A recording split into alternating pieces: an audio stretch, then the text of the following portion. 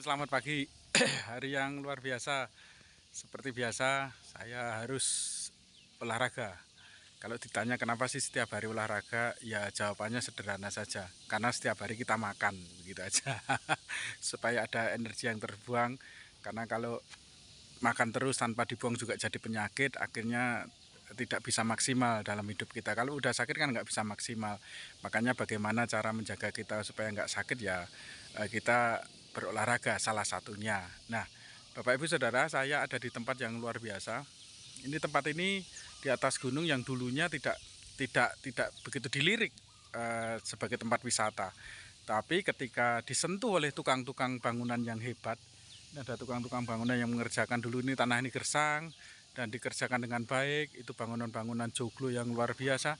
Semuanya dikerjakan oleh tukang yang berpengalaman, dan tukang itu punya punya keahlian. Makanya disebut tukang. Kenapa disebut tukang? Karena punya keahlian. Misalnya karena dia punya keahlian dalam memahat batu atau pasang batu bata, maka disebut tukang batu. Kalau dia kerjaannya membuat kayu, itu akan disebut sebagai tukang kayu. Di belakang saya ada orang foto prewedding, maka ada tukang foto. Kenapa disebut tukang foto? Ya karena kerjaannya adalah mengambil gambar, mengabadikan gambar, dan membuat sebuah gambar supaya terlihat lebih bagus atau menarik. Ya, atau kalau kita di media sosial ada tukang komentar yang baik dan tidak baik. Nah, hari ini saya akan membicara tentang kata tukang.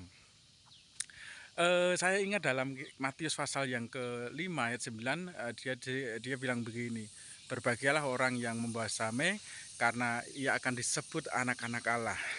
Nah, sebutan itu menentukan apa yang ada atau apa yang sedang kita kerjakan. Kalau dalam versi mudah dibaca, "Berbahagialah orang yang pekerjaannya membawa damai, karena dia akan disebut anak-anak Allah." Membawa damai itu merupakan sebuah pekerjaan. Sebutan bagi orang-orang yang membawa damai itu lebih luar biasa. Nah, hari ini kita renungkan yuk. Kita ini mau jadi tukang apa? Kalau kita suka gosip, maka namanya tukang gosip, ya kan? Kalau kita kerjanya marah-marah terus, itu namanya tukang marah. Kalau kita kerjaannya apa lagi? Masak, itu disebut tukang masak. Kalau kita kerjaannya membawa damai, kita disebut tukang pendamai. Kalau kita kerjaannya membawa sesuatu yang berkat, tukang memberi berkat. Kalau kita selalu menebarkan kasih, disebut kita tukang mengasihi. Atau banyak hal yang kita kerjakan. Nah, sebutan apa yang kau inginkan dalam hidupmu itu tergantung dari apa yang kau kerjakan dan kau katakan hari ini. Kitab Amsal bilang begini, setiap orang itu dikenyangkan oleh hasil lidah bibirnya. Kalau kita kenyang dengan cacian, ya sudah, karena apa yang kita kerjakan ya kita menimbulkan cacian. Kalau pekerjaan kita menimbulkan banyak pujian, artinya pekerjaan kita bagus dan dilihat oleh banyak orang. Nah, sekali lagi, apa yang kau kerjakan hari ini? Tukang ribut kah? Tukang gosip kah? Tukang marah kah? Tukang ngerasani orang? Tukang gibah kah? Atau kita belajar untuk menjadi tukang pembawa damai, si pembawa damai, si pemberi berkat, si pembawa kasih, si pembawa sukacita. Itu yang harus kita kerjakan.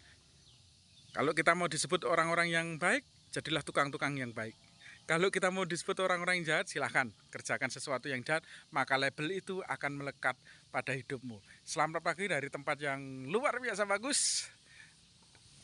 Tuhan Yesus memberkati.